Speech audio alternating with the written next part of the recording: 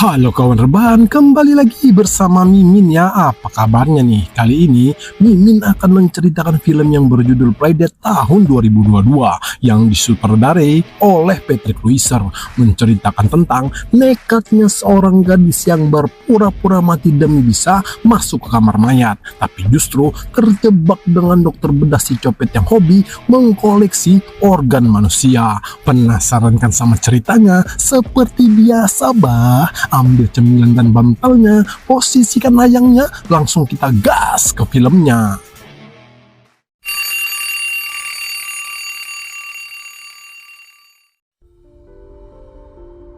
Cerita berlatar di lokasi perumahan subsidi pemerintah, yang dimana diperlihatkannya kita dengan gadis pirang yang manis-manis manja bernama Chloe ini mendapat surat cinta dari developer yang memberitahukan kalau rumah yang ditinggalinya saat ini akan dilelang. Lalu saat ia menelpon untuk meminta keringanan agar pihak developer mau mengerti kalau Chloe akan melunasinya setelah pencairan asuransi ayahnya yang sudah meninggal 3 bulan lalu pun tak menyetujuinya, sebab meninggalnya ayah Chloe itu dikarenakan mengakhiri hidupnya sendiri, sehingga dipastikan pihak asuransi tak akan mencairkannya. Di tengah kepanikannya, Chloe yang menelpon adiknya bernama TJ ini ternyata bersiap untuk melakukan penjarahan di salah satu apotek bersama temannya bernama Rose yang kini melancarkan aksinya seorang diri. Tapi sialnya kawan, baru saja ia masuk ke dalam diikuti suara tembakan yang membuat TJ panik bukan kepalang pun langsung menghidupkan mobilnya dan pergi meninggalkan Rose seorang diri.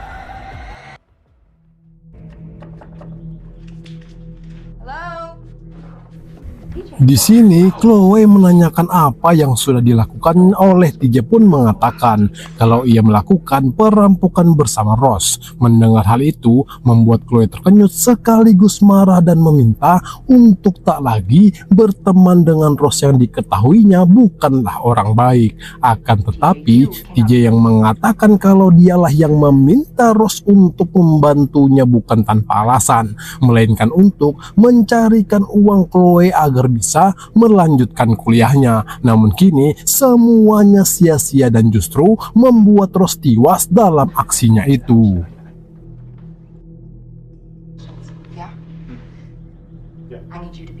Chloe yang ingin mencari tahu kronologi kejadian pun menanyakan apakah ada saksi yang melihat kejadian tersebut dan di mana ia menaruh mobil yang mereka gunakan dalam aksinya pun TJ mengatakan kalau tak ada saksi dan mobil yang mereka gunakan sudah dibakarnya. Mendengar hal itu, Chloe yang kebetulan kuliah di jurusan kedokteran forensik kriminologi pun paham betul kalau adiknya itu dalam posisi yang aman. Tapi ternyata kawan, TJ baru teringat kalau semua rencana mereka terekam jelas di pesan handphone milik Rose. Mendengar hal itu, Chloe yang paham betul dinginnya prosedur hukum mulai berpikir bagaimana caranya ia bisa mendapatkan ponsel adiknya itu karena ia tak ingin TJ mendekam di penjara.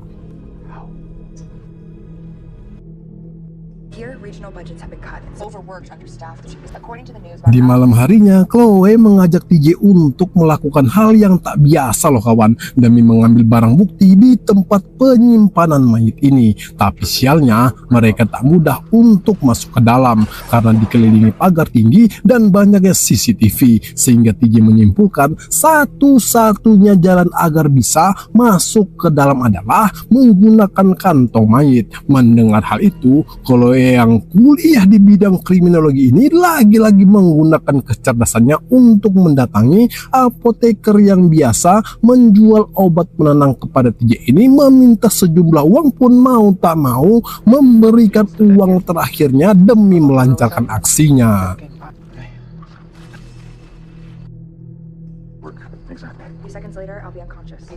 Tak lagi mempunyai banyak waktu, Chloe pun bergegas untuk melancarkan aksinya sebelum pagi tiba dengan memalsukan kematiannya agar dengan mudah masuk ke dalam kamar mayat itu. Akan tetapi TJ yang merasa tak mau memberatkan saudarinya akibat kelakuannya sempat ingin menggantikannya pun ditolak oleh Chloe yang mengatakan kalau ia sebagai seorang kakak sudah berjanji kepada ayah dan ibunya sebelum sebelum menyinggai untuk selalu menjaga 3 adiknya ini. Lalu ia meminta untuk melaksanakan perintahnya agar segera menghubungi polisi setelah melihatnya nanti sudah tak sadarkan diri.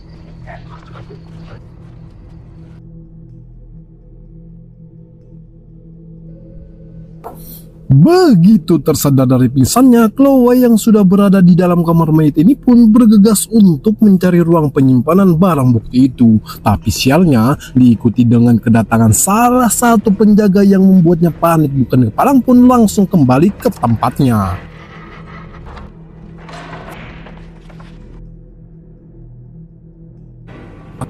Masih dalam kepanikannya, Chloe melihat si penjaga itu mendekati mayat yang ada tepat di sebelahnya, dan yang semakin membuat Chloe ketakutan saat si penjaga yang bernama Connor ini menatap matanya dengan tajam pun berhasil mengelabuinya dengan menahan napas panjang sehingga terlihat kalau dirinya betul-betul tak bernyawa.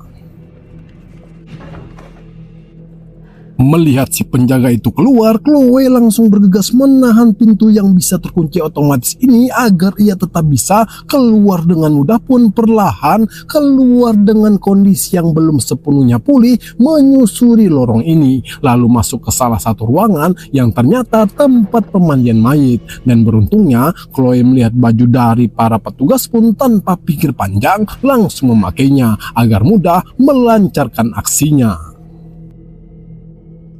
Chloe yang menemukan ruangan yang menjadi tempat tujuannya pun melihat keberadaan Connor yang juga ingin keluar, sehingga Chloe yang panik pun mau tak mau kembali ke ruangan tadi. Namun sialnya kawan, pergerakannya diketahui karena Connor mendengar suara ketekan lampu saat Chloe tadi mematikannya pun langsung memastikannya sebab tak ada orang lain di dalam sini selain dirinya. Dan lagi-lagi beruntungnya Chloe ini kawan, Connor menghentikan pencariannya ketika mendengar kedatangan seseorang.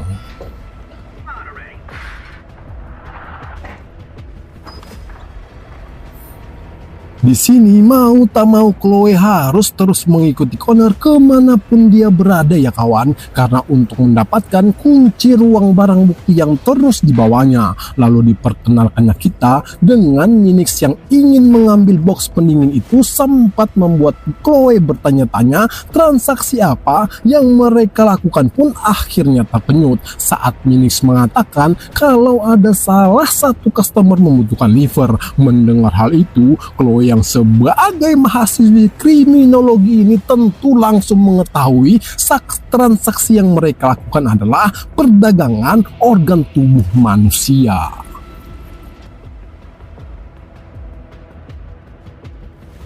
Chloe yang ingin mencari tempat persembunyian tak sengaja melewati ruang autopsi pun melihat adanya satu mayat berlabel John Doe yang istilahnya diberikan oleh pihak berwajib kalau mayat ini tanpa identitas. Dan betapa terkejutnya Chloe saat melihatnya adalah Ross. Lalu yang membuat Chloe tak bisa membendung kesedihannya ini karena mereka sebelumnya dua insan yang pernah saling mencintai. Kemudian melihat jahitan di perut Ross ini bukti bahwa box pendingin yang dibawa oleh Minix tadi adalah ginjal miliknya.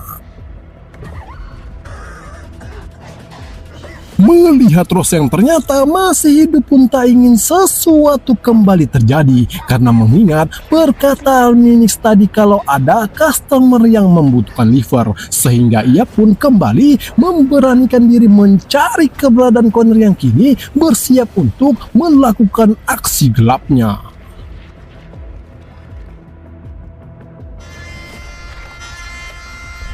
Chloe yang kembali menggunakan kecerdasannya dengan memanfaatkan suara bising dari gurinda potong itu mengambil kunci ruangan milik Connor ini pun akhirnya berhasil. Lalu bergegas keluar dari tempat ini. Tapi sialnya baru saja sampai di depan pintu, Connor mendapat panggilan telepon dari salah satu makler yang memberitahukan kalau Minix akan tiba dalam waktu 1 jam lagi untuk mengambil liver tersebut. Mendengar hal itu, Chloe yang tak ingin Ross menjadi korban lagi pun langsung bergegas mendatanginya untuk membawanya keluar dari tempat ini.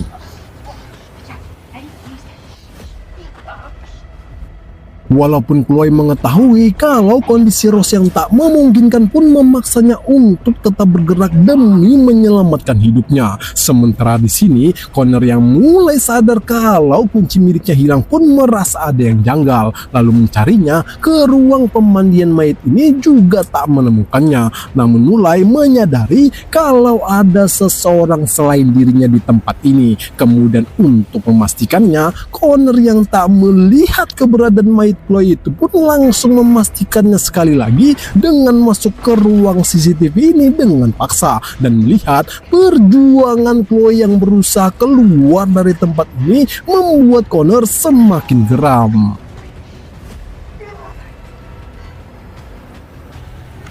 Sadar pergerakannya diketahui, Chloe yang berputus asa pun terus berusaha membuka pintu terakhir ini membuahkan hasil. Tapi sialnya kawan, Rose yang tak kuat lagi menahan kesakitannya pun membuatnya lemah tak berdaya. Melihat hal itu, Chloe yang berusaha membawanya pun diikuti dengan kedatangan Connor ini tanpa basa-basi langsung mengasapi mereka. Terbangun dari pingsannya, Chloe yang panik melihat dirinya terikat pun langsung diberikan pertanyaan oleh Connor apa tujuannya memberanikan diri masuk ke dalam tempat ini tak bisa menjelaskannya. Sehingga Connor pun mulai mengintimidasi Chloe dengan memuji kecerdasannya yang berani memalsukan kematiannya. Tapi dengan nada yang dingin, Connor menegaskan bahwa di tempat ini kecerdasan itu tidak akan berguna. Mendengar hal itu, Chloe yang semakin ketakutan pun mulai mengajaknya berbicara dari hati ke hati. Mengetahui Chloe mempunyai keahlian yang sama dengan dirinya, Connor pun menatap Chloe dengan tajam dan mengatakan kalau profesi mereka menurutnya bidang yang kurang dihargai. Lalu memberitahukan kalau di tubuh manusia itu ada aset yang bernilai lebih dari $1 juta. Dan perihnya lagi kawan, baginya mayit-mayit yang terbujur kaku di tempat ini bukanlah manusia yang harus dihormati, melainkan hanyalah sumber daya yang terbuang, sehingga ia merasa mengambil organ-organ bukanlah tindak kejahatan, melainkan sebuah misi yang suci dengan menjual kepada mereka yang mampu membayar mahal. Dan menurutnya, organ sehat yang sengaja membusuk di dalam tanah itulah sebuah kejahatan yang sebenarnya. Lalu tanpa iba sedikit pun, Connor langsung membedah Rose tepat di depan mata kepala Chloe yang tak bisa berbuat apa-apa ketika melihat liver yang sudah dipesan itu dikeluarkan dari dalam perutnya.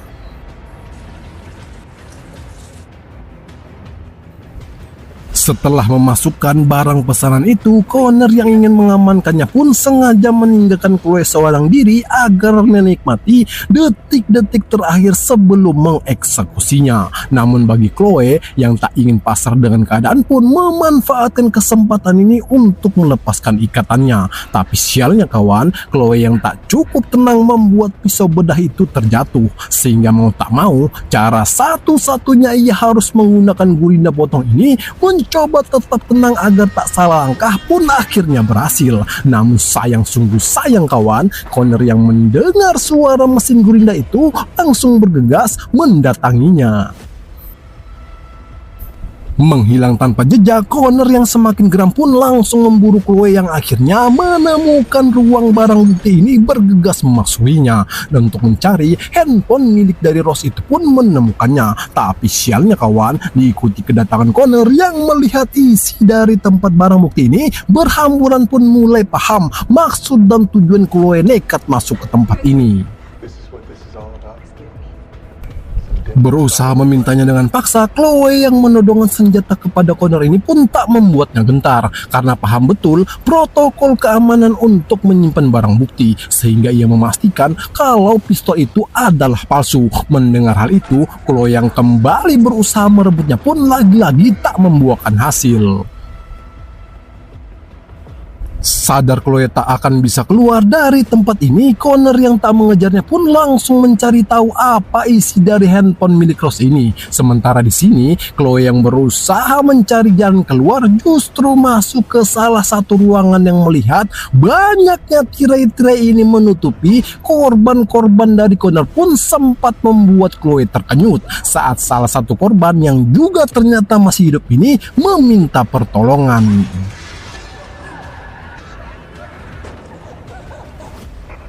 Belum sempat menarik napas, Chloe kembali dibayang-bayangi dengan suara dingin Connor yang mengatakan kepada Chloe kalau ia mengetahui maksud dan tujuan nekatnya masuk ke dalam sini hanyalah sia-sia. Lalu memperingatkan Chloe jika dirinya akan berakhir sama seperti Rose pun tak memperdulikannya dan terus mencari jalan keluar yang akhirnya masuk ke salah satu ruangan. Melihat hal itu, Connor yang kali ini tak ingin memberikan Chloe kesempatan hidup pun memerintahkan doginya untuk memburunya. Setelah sekian lama menunggu, TJ yang mendengar suara Chloe ini bisa menarik napas lega pun menanyakan bagaimana keadaannya saat ini. Seketika membuat TJ kembali harap-harap cemas saat Chloe mengatakan kalau ia tak bisa mendapatkan handphone tersebut pun memintanya untuk segera pergi dari kota ini karena ia tak mau lagi kehilangan orang-orang yang disayanginya setelah kepergian ayah dan ibunya kepada sang pencipta. Namun sialnya kawan, belum sempat menyelesaikan percakapan mereka, tiba-tiba saja jaringan terputus pun diikuti kedatangan Connor yang langsung melepaskan dogi pelacaknya ini. Astaga naga, Chloe yang kini kembali berjuang bukan lagi untuk mengamankan ponsel milik Rose itu, tapi justru berubah menjadi bertahan hidup dari kejaran dogi milik Connor yang terus memburunya. Hingga akhirnya Chloe yang terpojok pun menggunakan box penyimpanan ini untuk melindungi dirinya. Lalu melihat liver yang sudah menjadi pesanan itu, ia gunakan untuk mengelabui dogi pelacak ini. Sementara di sini, TJ yang berinisiatif untuk menghubungi polisi ini pun langsung memberitahukan kepada Sheriff yang bernama Paman Jamal ini apa yang sudah dialami oleh Chloe di dalam sana pun meresponnya dengan baik. Saat ingin mencari tahu keberadaan Connor melalui CCTV, Chloe justru melihat kedatangan TJ bersama Paman Jamal pun langsung membuka pintu otomatis ini. Lalu bergegas mendatangi mereka yang akhirnya membuat Chloe bisa menarik napas lega pun menceritakan semua kejadian di tempat ini. Mendengar hal itu, Paman Jamal yang ingin memastikannya pun meminta Chloe dan TJ untuk segera keluar dari tempat ini. Astaga naga, Paman Jamal yang kita kira pengayom masyarakat ini justru menghajar mereka tanpa ampun, sehingga sudah bisa kita pastikan kan kawan kalau ia ada hubungannya dengan Connor dalam perdangan gelap tersebut. Tapi lagi-lagi Chloe yang menggunakan kecerdasannya pun berhasil membuat Paman Jamal tak berkutik saat Chloe menodongkan pistol mainan yang tak ia ketahui itu digunakan oleh Chloe untuk bergegas keluar dari tempat ini. Namun sialnya kawan, Connor yang melihat kejadian itu pun memberitahu kepada Paman Jafar kalau pistol yang dipegang oleh Chloe itu adalah palsu. Sungguh keputusan yang berani kan kawan, kalau yang dilakukan Chloe tadi sudah tepat, meski belum sepenuhnya membuat mereka terlepas dari kejaran kedua pedagang organ itu. Kemudian di sini Connor yang mencari keberadaan dogi pelacaknya pun justru melihatnya sudah melahap liver pesanan itu. Kembali lagi dengan mereka yang terus mencari jalan keluar ini tak dibiarkan oleh Paman Jamal begitu saja pun memanggil dogi pelacak Connor ini untuk memburu mereka yang lari terbirit-birit ketakutan. Sehingga mau tak mau, TJ yang meminta Chloe lari lebih dulu pun mengalihkan dogi pelacak ini untuk mengejarnya. Namun sungguh sayang kawan, perjuangan TJ ini harus berakhir sia-sia. Chloe yang berusaha melepaskan cengkraman Dogi ini pun merasa kesusahan, sehingga mau tak mau ia lagi-lagi harus mengorbankan dirinya tersengat listrik bertegangan rendah ini bersama Dogi yang akhirnya melepaskan cengkramannya pun langsung bergegas menyadarkan TJ agar bergegas mencari tempat pelarian.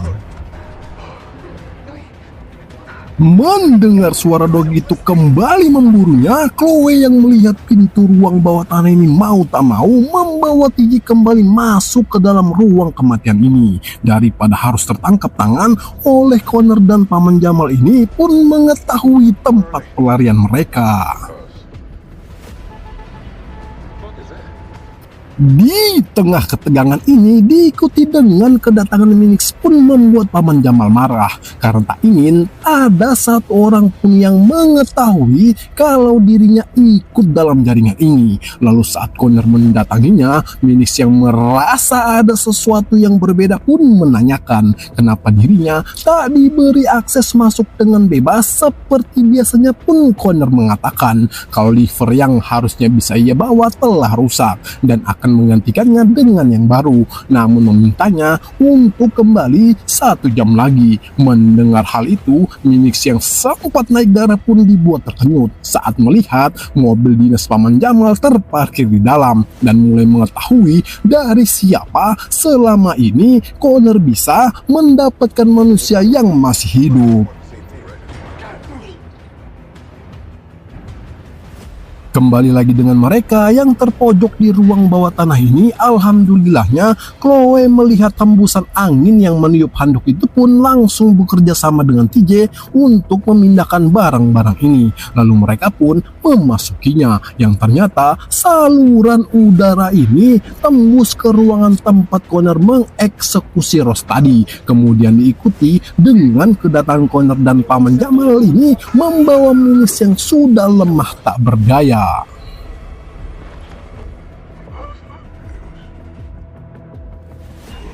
Meski TJ sudah melarangnya, Chloe yang merasa iba melihat Minix meringis kesakitan pun tetap ingin menyelamatkannya. Tapi sialnya kawan, aksi mulianya itu justru membuat keberadaannya diketahui oleh Connor yang memantaunya dari CCTV.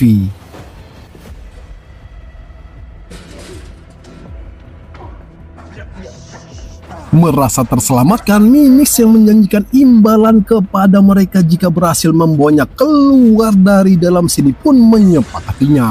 Namun sialnya kawan, suasana yang seketika berubah ketika Paman Jamal melepaskan bom asap agar mudah menangkap mereka yang dipandu oleh Chloe ini memberikan TJ dan Minix tabung oksigen. Sementara dirinya berusaha mengalihkan Paman Jamal yang nyaris saja menembaknya. Melihat hal itu, TJ yang kali ini tak mau tinggal dia ketika Paman Jamal melintas di depannya pun bermaksud ingin mengeksekusinya.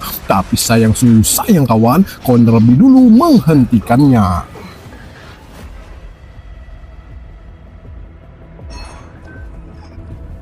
Chloe yang nyaris kehabisan napas ditemukan oleh Paman Jamal pun memintanya untuk menyerahkan diri ini justru lebih dulu menyerahkannya kepada sang pencipta, sehingga Connor yang sadar kini ia seorang diri pun tak mau menyia-nyiakan waktu ini langsung membawa TJ sebagai pengganti liver yang sudah dimakan oleh doginya tadi.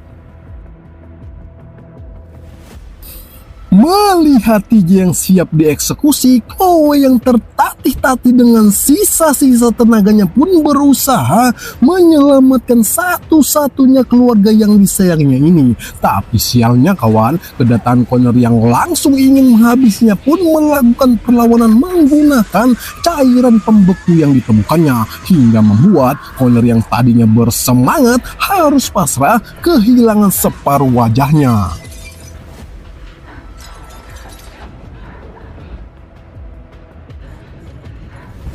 Connor yang tak terima kekalahannya pun kembali menyerang Chloe dengan brutal. Dan sialnya kawan, TJ melihat Chloe tak cukup tangguh pun tak bisa berbuat apa-apa saat Connor ingin mengeksekusinya. Tapi untung saja Minix yang langsung menusuknya dari samping pun membuat Connor berbalik arah untuk mengeksekusinya. Akan tetapi Minix yang memberikan pisaunya kepada Chloe ini pun tak lagi memberikan kesempatan Connor untuk hidup di dunia ini.